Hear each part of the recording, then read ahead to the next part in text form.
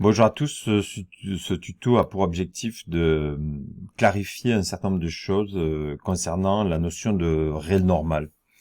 Parce qu'en fait, on entend parler en gestion de réel normal très très souvent, dans des contextes très variés, et bien souvent ça génère une incompréhension.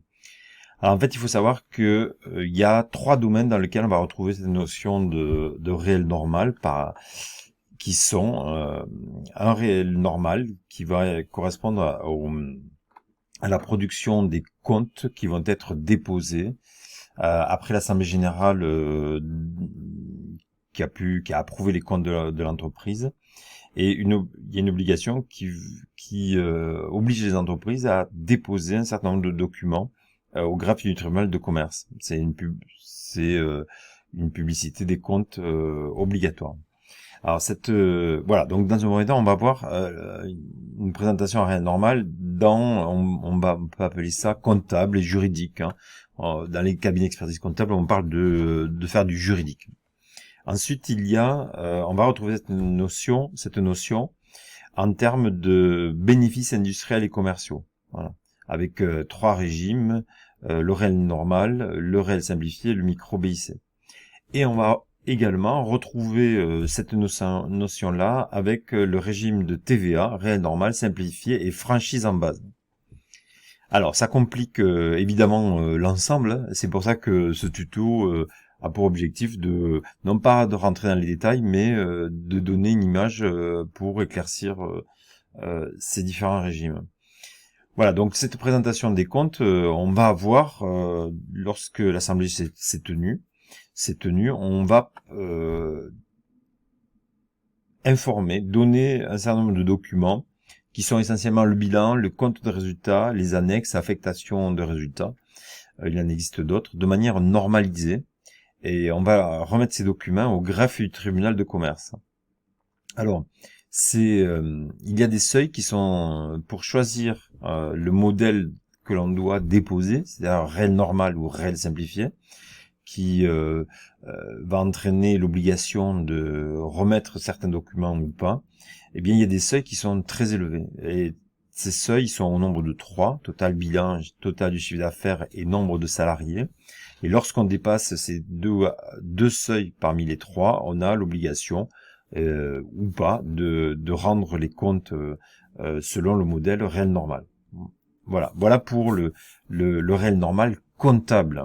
Voilà, on va appeler ça comptable. Ensuite,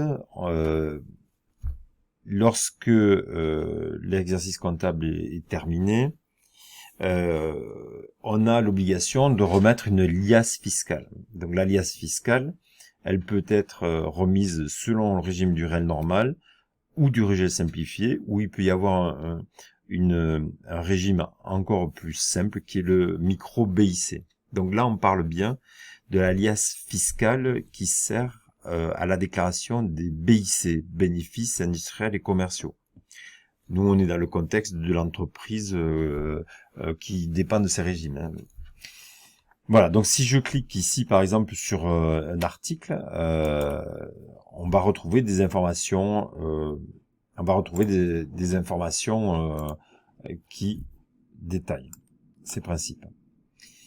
Ah voilà, donc le régime là nous sommes dans un article qui parle du régime du réel normal BIC. Voilà, donc sur la liasse fiscale.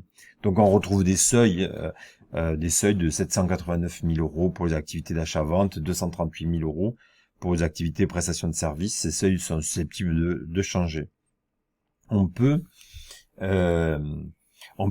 entreprise, elle peut opter pour le régime supérieur. C'est-à-dire que, par exemple, elle dépend du régime simplifié, elle peut décider de remettre ses liasses fiscales en régime du réel normal. Voilà, les obligations, il y a des obligations de remettre le document. Généralement, on doit le remettre le deuxième jour ouvré qui suit le 1er mai.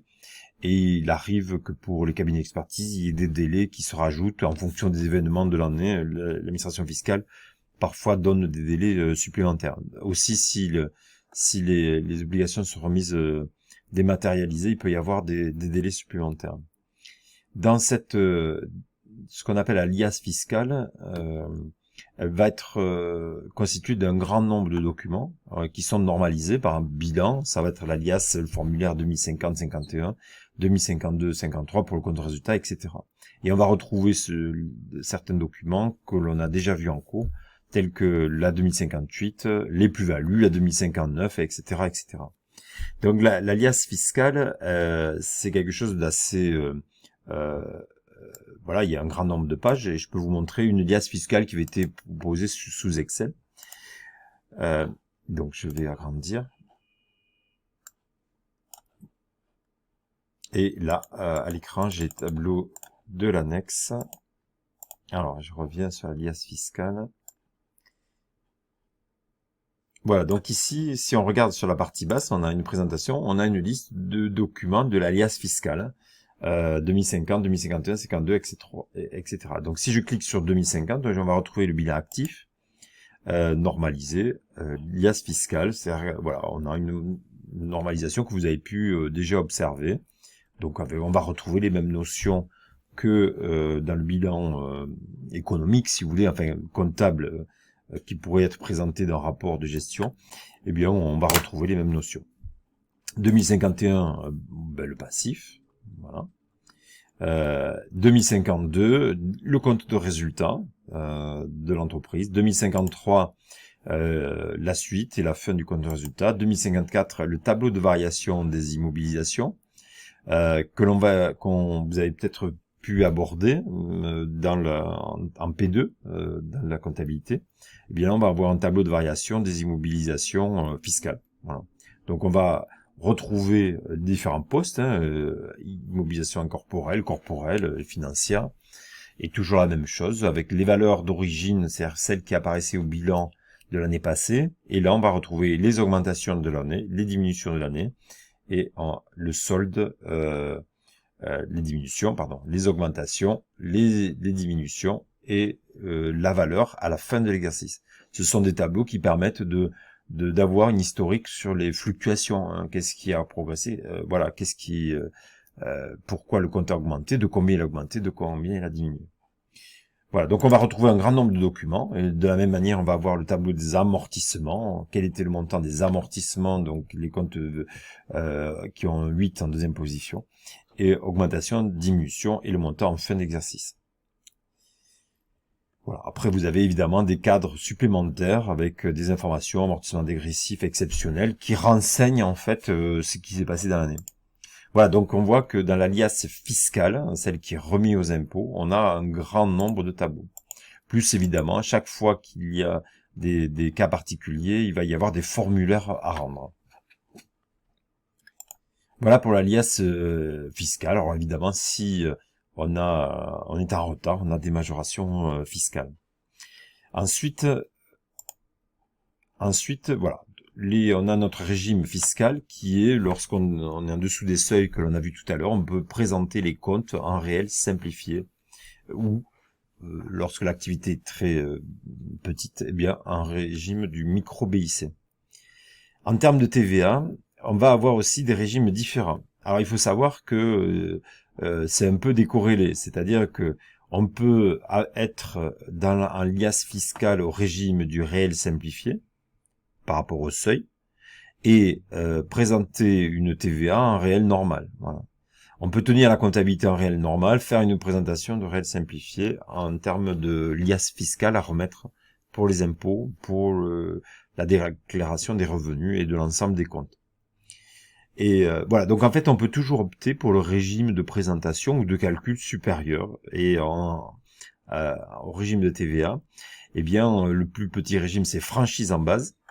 Et il y a beaucoup de confusion, même chez les professionnels, entre le régime du micro-BIC, qui est un régime de présentation des comptes et des revenus BIC, et le régime le plus bas de TVA, qui est le régime de franchise en base. Souvent, on trouve cette confusion entre le régime le plus petit de TVA et le régime le plus petit de BIC. Et on va entendre parler de régime micro-BIC pour la TVA, alors qu'en fait c'est une erreur. Voilà, donc il y a 3 régimes différents où on va retrouver ces notions.